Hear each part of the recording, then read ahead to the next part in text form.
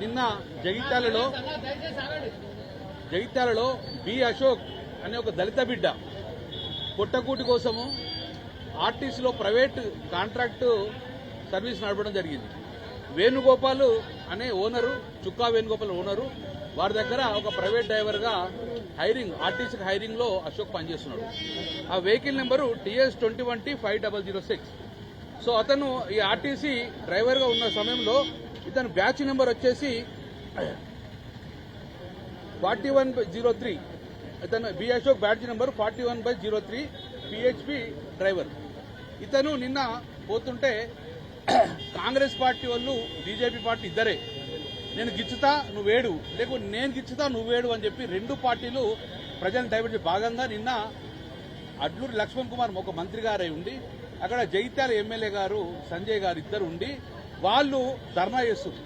ఆ ధర్నాను ఎవడు జీర్ణించుకోలే, కడుపులో మంట మంటైంది. ఎందుకు ధర్నా చేస్తున్నారు? ఒక ప్రభుత్వం ఉండి గ్యాస్ సిలిండర్ మీద.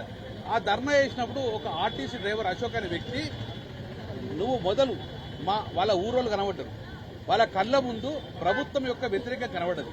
ప్రభుత్వం కొనుగోలు చేస్తలేదు, అటు మక్కలు కొంటలేదు, అటు వడ్లు కొంటలేదు.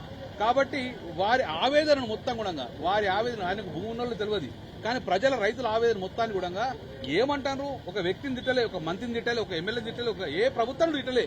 ప్రభుత్వం సూచించిండు ఎందుకు ఈ పెట్రోల్ ధరలు ఎప్పుడన్నా పెంచుకోవచ్చు, తగ్గించవచ్చు, కానీ రైతులు పండించిన పంటను వర్షం పడితే ఇబ్బంది పడుతుంది, కాబట్టి ఇమ్మీడియట్ గా కొనుగోలు చెయ్యండి అని ఒక రిక్వెస్ట్ రూపకంగా అడిగింది ప్రభుత్వాన్ని.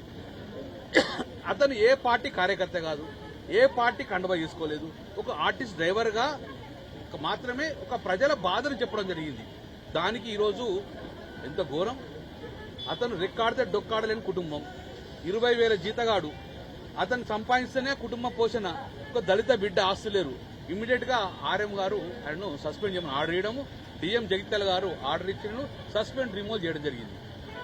ఎంత 1975లో మేము చూడలే ఎమర్జెన్సీ, కానీ మా కళ్ళ ముందు ఉండగా ఈరోజు రేవంత్ రెడ్డి ప్రభుత్వము ఎమర్జెన్సీ విధిస్తాడు. ఏమన్నాడు? ఏం పాపం చేసిండనే? రైతుల గురించి మాట్లాడినందుకు ఆయన రిమూవ్ చేస్తావా? వారి కుటుంబానికి అండగే ఉన్నది. అందుకే మేము కూడా ఆర్ఎం గారిని అడిగాం, నాకు కూడా తెలియదు సార్ డిఎం ఏం చేసిండో అని చెప్పిండు. ఇగో ఇది వ్యవస్థ.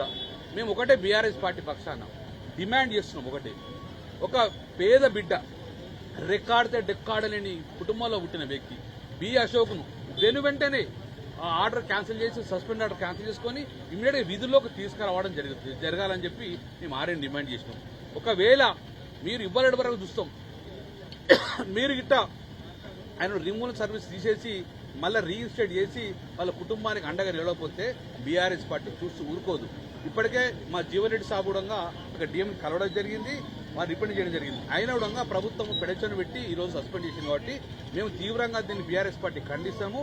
వెంటనే బి అశోక్ అనే వ్యక్తిని రీఇన్స్టేట్ చేయాలి, లేకపోతే బీఆర్ఎస్ పార్టీ ఆందోళన చేస్తూ ఉంటుంది.